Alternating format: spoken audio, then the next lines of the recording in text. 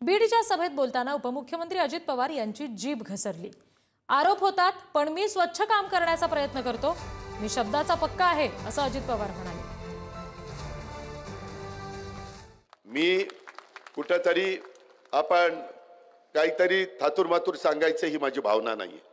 मी शब्दाचा पक्का आहे। मी कधी लोकांचा विश्वासाला तडा जाऊन देत नाही। माझ्यावर आरोप प्रत्यारोप होतात, परंतु मी स्वच्छ भूमिकेतनं लोकांची कामं करण्याचा प्रयत्न करतो।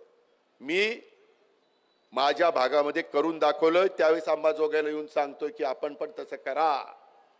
बरेच पुढारी येतात, सांगतात असं केलं पाहिजे, तसं केलं पाहिजे, आणि त्यांची शहरं एकदम घाण असतात, बकालपाडा असतो, तिथं त्यांना सांगायचा अधिकार नसतो। आता जाऊन बघा माझं बारामती शहर कसं स्वच्छ देखणं केलेलं आहे। अरे धमक लागते, लात मारेल तिथं पाणी काढण्याची धमक लागते, तेव्हा काम होत असतं।